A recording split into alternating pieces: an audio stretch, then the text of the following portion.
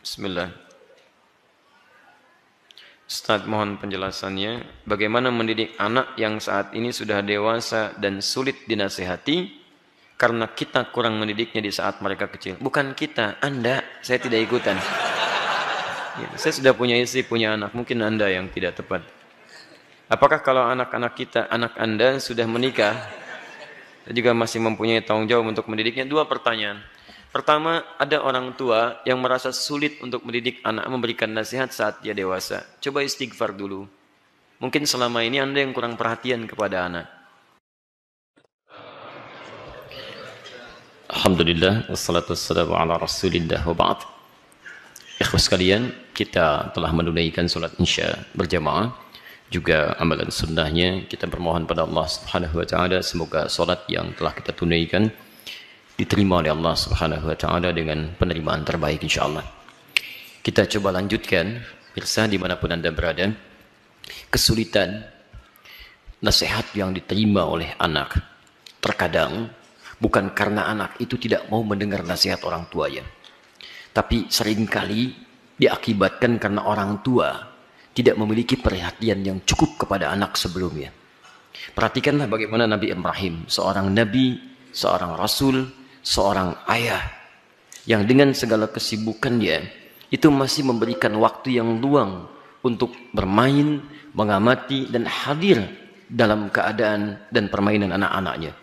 Sehingga apa yang terjadi, walaupun tinggal beliau di Palestina, anaknya berada di Mekah, itu masih tetap bisa mengontrol, Pak. Beliau melihat bagaimana lingkungannya, perkembangannya, mainnya, tentang asiknya, tentang kisahnya. Sehingga ketika orang tua hadir dalam dunia anak, anak tidak merasa kehilangan dengannya. Itu yang dimaksudkan di Quran surah ke-31 ayat 13 sampai ayat 19 itu. Ada 4 pendidikan dini yang harus ditanamkan pada anak sejak awal. Sehingga anak itu akan mudah nanti mendekat kepada Allah, dekat dengan orang tua, dan bergaul balik dengan lingkungannya. Ayat 13-nya pengajaran tentang tauhid. Ayat 14 sampai 15 mengajarkan tentang bagaimana pendekatan anak dengan kedua orang tuanya. Ayat selanjutnya mengajarkan tentang bagaimana pendidikan salat ditanamkan sejak dini. Dan yang keempat tentang akhlak supaya dia dekat dengan lingkungannya.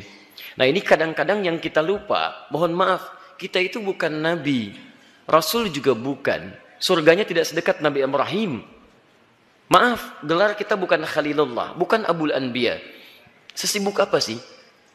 Kadang-kadang pekerjaan berangkat gelap, pulang gelap, anak tidak bisa terlihat dengan baik. Ini barangkali yang menyebabkan anak-anak kadang ingin mencari perhatian. Bukan karena nakal, tapi mungkin karena orang tuanya tidak hadir dalam dunianya. Yang jadi persoalan. Saya mohon Bapak Ibu sekalian, kita sudah punya pengalaman yang sama. Ya, setiap Anda pulang ke rumah, anak kan tidak akan menyebut dengan profesi Anda. Anda jadi direktur di kantor, tapi di rumah anak Anda itu mengharapkan ayah, bukan direktur. Pernah Anda pulang disambut oleh anak, Pak Direktur, Masya Allah, hebat kalau begitu Anda. Saya selama ini pulang ke rumah, anak kami masih kecil-kecil. Sejak dia usia 3 tahun, anak yang pertama, itu menanti depan rumah. Gak pernah saya pulang sampai ke rumah dibuka, sampai hari ini dengan adiknya. Kalau menyambut kami, datang dia berdua, tidak pernah memanggil sampai hari ini. Ustadz, tidak. Ternyata mereka menunggu ayahnya gitu. Satu kejadian, karena tahu saya sering kali pulang malam, dia siangnya tidur. Banyak dia tidur, supaya tunggu malam saya datang. Ternyata kadang ingin menampilkan sesuatu. Ingin menyampaikan pesan tertentu. Kadang ingin menyampaikan pesan bahwa saya sudah menghafal surat 8 jam tunggu-tunggu itu. Antum juga begitu. Anak antum mungkin menyiapkan karya macam-macam. Cuman ketika pulang, beban pekerjaan Anda yang di luar itu kadang dibawa ke rumah. Itu yang membuat kita tidak adil. Itu yang repot. Kadang-kadang masalah di kantor dibawa ke rumah. Nyampe ke rumah anak sudah menunggu. Sudah menyusun senyum sebaik mungkin, ketika dibuka ayahnya cemberut. Papa, diam kamu. Hah? Kenapa mas? Kamu lagi ikut-ikutan. Ikut apa? Jadi nggak nyaman situasinya. Begitu saya datang tiba-tiba, Buya, main bola yuk. Ah, main bola tuh. Main kita apa malam? Itu yang menarik. Sampai besoknya diceritakan sama bundanya, Buya itu capek kak, tunggu dulu ya. Pijitin dulu, bobok sebentar, baru main.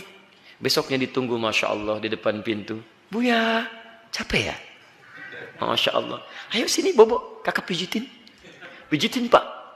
Bobo dulu, Bobo merem, katanya merem. Begitu merem kita, baru semenit. Ya bangun, main bola yuk. Masya Allah. Tapi itu tuh susah didapatkan lagi ketika dia dewasa. Jadi kalau Anda nggak dapat sekarang, besok Anda tidak akan bisa meraihnya.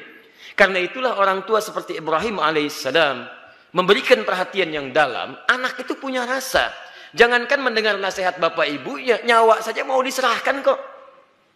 Bapak cuma mimpi melihat kamu begini. Kak, kerjakan sekarang Pak. Coba antum tes pulang dari sini. Bapak tadi ikut kajian Quran Sunnah Solution.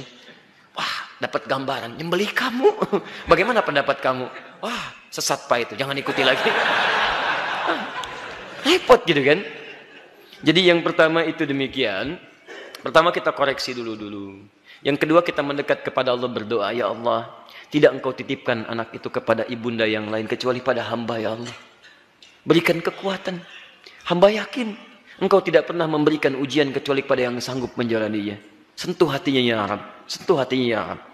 Ingat ketika seseorang telah menikah pun kewajiban untuk memberikan nafkah berhenti memang.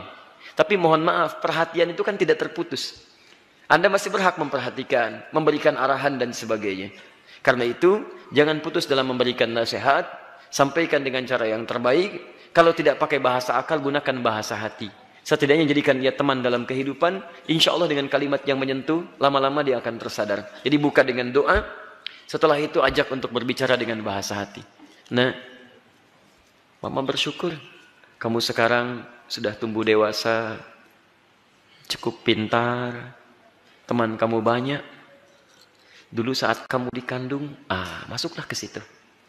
Besar harapan Mama terhadap kamu. Tiap malam Mama bermohon kepada Allah mengalirkan air mata. Supaya kita itu bisa sama-sama. Sama-sama duduk, sama-sama tersenyum. Kita bisa bahagia. Saat kamu berada dalam sekian bulan, harapan itu semakin tinggi.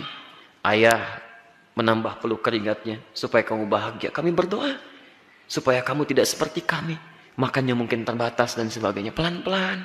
Sampai sudah masuk ke dalam jiwanya, baru antum sampaikan nasihat-nasihat kebaikan. Insya Allah pelan-pelan di situ akan hadir kebaikan-kebaikan. Demi Allah saya katakan, sepanjang menjadi orang tua, akan ada satu chemistry yang terbangun antara dua hati, yang satu sama lain akan saling tersentuh di situ. Semoga Allah memberikan kekuatan insya Allah. Baik, tidak ada yang malin kundang kecuali dalam cerita ya. Baik.